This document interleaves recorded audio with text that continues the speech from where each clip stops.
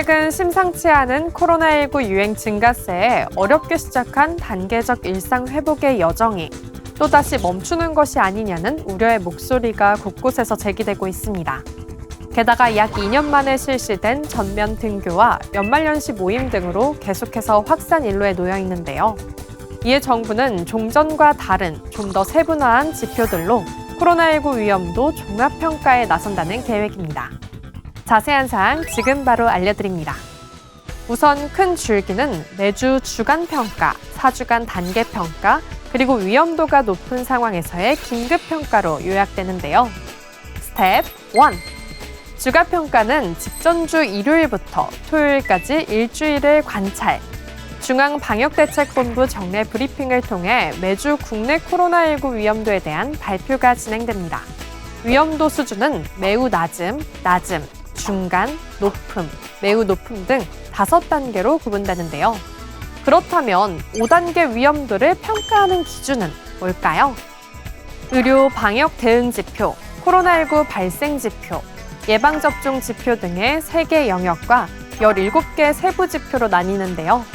먼저 의료 방역 대응 지표에는 중환자실 병상 가동률 및 병원에 입원 중인 위중증 환자 수, 의료 대응 역량 대비 발생 비율, 감염병 전담병원 병상 가동률, 생활치료센터 가동률 등 총 5개 지표가 포함됩니다. 그다음 코로나19 발생 지표는 주간 사망자와 신규 위중증 환자 수, 주간 입원 환자와 일평균 확진자 수, 60세 이상 확진자 비율과 확진자 중 백신 접종자, 미접종자 비율 등의 8개 지표고요. 마지막 예방접종 지표는 누적 예방접종 완료율, 60세 이상 예방접종 완료율, 고령층 고위험군의 추가 접종률, 백신의 감염, 위중증 사망 예방 효과 등 4개 지표로 구성됩니다. 이 중에서도 중환자실 병상 가동률, 의료 대응 역량 대비 발생률, 주간 신규 위중증 환자 수, 60세 이상 확진자 비율, 60세 이상과 고위험군 추가 접종률 등 5개 지표를 핵심 지표로 삼습니다. 스텝 2.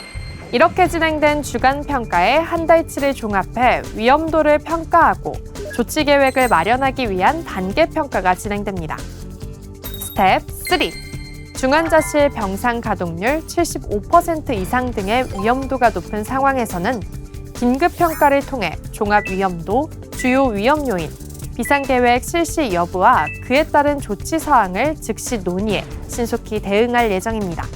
여기서 잠깐! 중증 환자 전담 병상 가동률이 수도권을 중심으로 70%에 육박했다는 뉴스에 걱정이 많으시다고요? 질병관리청의 설명은 이렇습니다. 어떤 지표 하나가 기준을 초과한다고 해서 바로 비상계획을 발동하는 것은 아니라는 것이죠.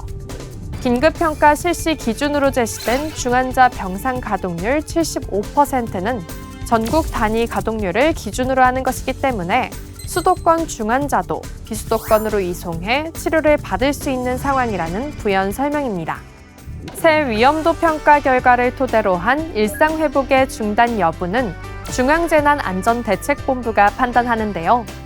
일상회복지원위원회 전문가들에게 자문한 후 다음 단계로의 일상회복 이행 여부나 비상계획 시행 등의 조치를 최종적으로 결정할 예정입니다. 지난해 1월 20일 국내 코로나19 유입 이후 651일 만에 일상 복귀.